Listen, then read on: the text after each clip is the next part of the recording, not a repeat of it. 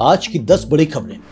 कर्नाटक सरकार ने किसानों की आमदनी बढ़ाने के लिए एक अनोखा पोस्ट हार्वेस्ट और वैल्यू एडिशन मॉडल लॉन्च करने का ऐलान किया है। कृषि मंत्री एन चेलुवराय स्वामी ने बताया कि अब सिर्फ फसल उगाने पर नहीं बल्कि प्रोसेसिंग, ब्रांडिंग, पैकेजिंग और मार्केटिंग पर भी जोर दिया जाएगा। सरकार का दावा है कि इस मॉडल से किसानों की आय 4 से 5 गुना तक बढ़ सकती है और बिचौलियों पर निर्भरता कम होगी।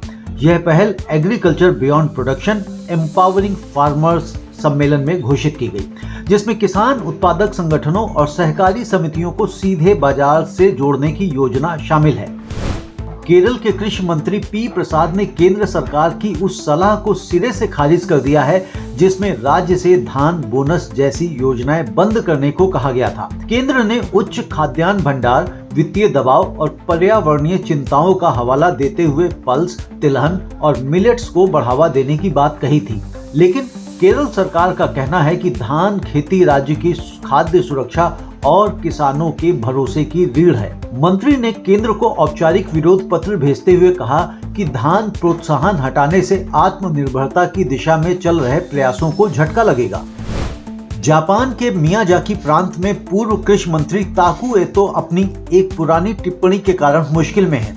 उन्होंने कभी कहा था कि उन्होंने बढ़ती कीमतों के बावजूद चावल खरीदा ही नहीं और यही बयान अब चुनावी अभियान में उनके लिए गले की हड्डी बन गया है।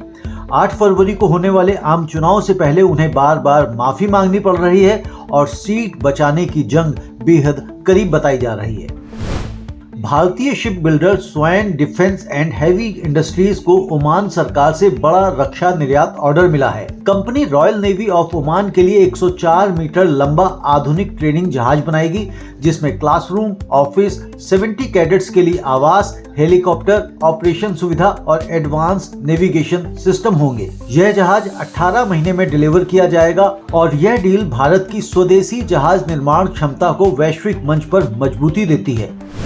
दिग्गज निवेशक मार्क मोबियस ने कहा है कि भारत जल्द ही दुनिया की तीसरी सबसे बड़ी अर्थव्यवस्था बनने की ओर बढ़ रहा है। उन्होंने युवा आबादी, तेज शहरीकरण, बढ़ती खपत और मजबूत निर्यात को इसका आधार बताया। मोबियस के मुताबिक भारत अमेरिका व्यापार समझौता भी इस ग्रोथ को और रफ्तार देगा। पीडीलाइट इंडस्ट्रीज ने कहा है कि भारत अमेरिका टैरिफ संशोधन के बाद उसे यूएस एक्सपोर्ट में तेजी आने की उम्मीद है। कंपनी ने दिसंबर तिमाही में 12% मुनाफा दर्ज किया है और फाइनेंशियल ईयर 26 की चौथी तिमाही में भी डबल डिजिट ग्रोथ का अनुमान जताया है। B2B एक्सपोर्ट में आई सुस्ती अब खत्म होने की संभावना है, जबकि इंडिया EU डील से भी नया अवसर बन सकता है।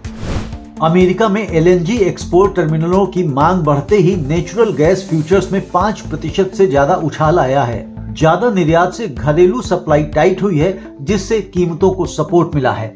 विशेषज्ञों का कहना है कि इससे अमेरिकी गैस इन्वेंट्री संतुलित हो सकती है।